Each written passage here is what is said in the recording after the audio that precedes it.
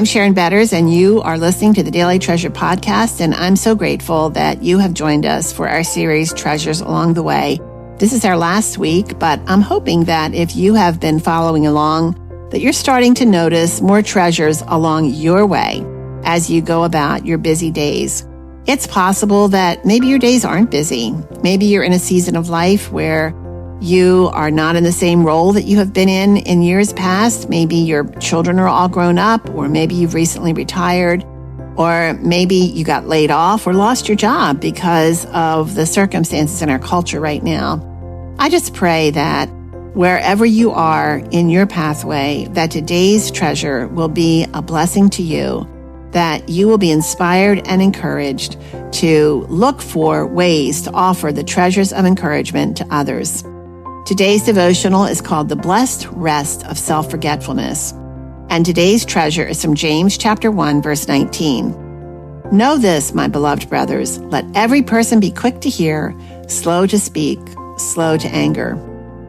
I especially enjoy breakfast out with Chuck because fresh from a night's sleep, our creative juices seem to flow, and our conversation is energizing and refreshing.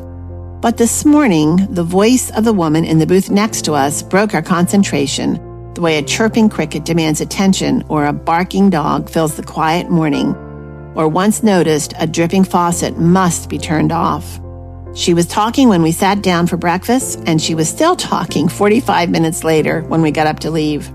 Her companion, another woman, responded to her monologue with a periodic nod of her head and, Mystery writer Margaret Miller once said, most conversations are simply monologues delivered in the presence of a witness. And I think that morning we witnessed a monologue delivered in the presence of a witness.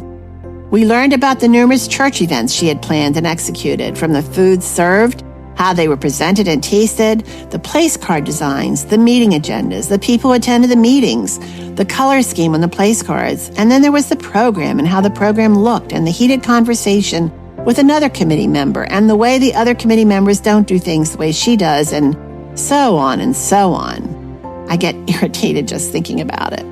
Her voice droned and droned and droned.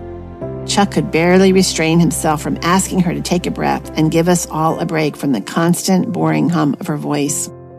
I can typically ignore such an irritating person, but this one burrowed under my skin. Then a strange thing happened. I began to review conversations where I was the main event. A conversation that in reality was a monologue in the presence of a witness. Why, oh why, do I talk too much and listen too little? Author Carol Mayhall's journal entry included in her book, Words That Hurt, Words That Heal, gives me a clue to consider. I did it again, Lord, and I'm sorry. You have convicted me before about name dropping, place dropping, knowledge dropping. That wasn't the problem this time, Lord. In sharing around the table with a small group of dear Christians, I realized afterward there was an inner desire to impress. Oh, I didn't say anything I didn't mean. We shared about you, Lord, and that was good. But somewhere in my being, instead of sharing from an overflowing heart, I seemed to be sharing out of a need to impress by my overflowing heart. Forgive me, Lord. Help me to keep silent until you tell me to speak. Friends, try as I might to focus on others in my conversations rather than looking for opportunities to put self at the center, I fail again and again. In their wonderful book, Transformed Life Taker to Life Giver, Karen Hodge and Susan Hunt challenge me to recognize genuine transformation starts with the heart. A heart that is free because of submission to the gospel. They quote Tim Keller's book, The Freedom of Self-Forgetfulness. Because the essence of gospel humility is not thinking more of myself or thinking less of myself, it is thinking of myself less. It means I stop connecting every experience, every conversation with myself. In fact, I stop thinking about myself.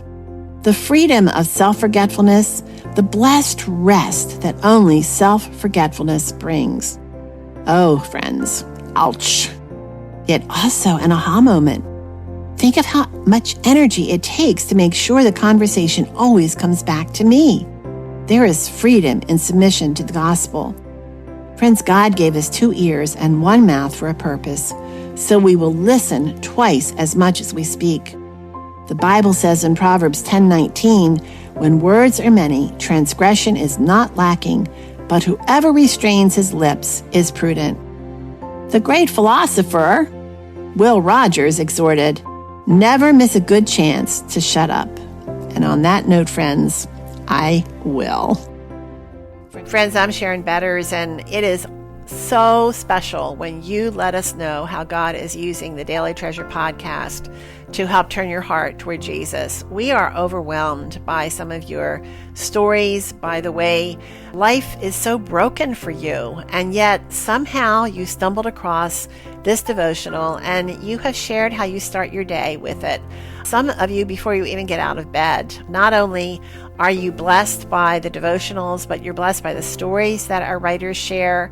Thank you so much for letting us know. And I want to encourage others to send us your comments. Help us understand how God is using this little platform to do big and mighty things. You can send your comment through the helpandhopenow.org website.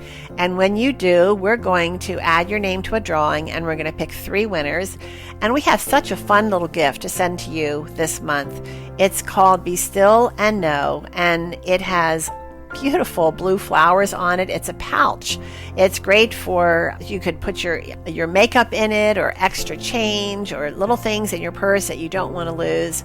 It's such a sweet gift, and I'm so glad that 3 of you are going to receive that gift in the month of October.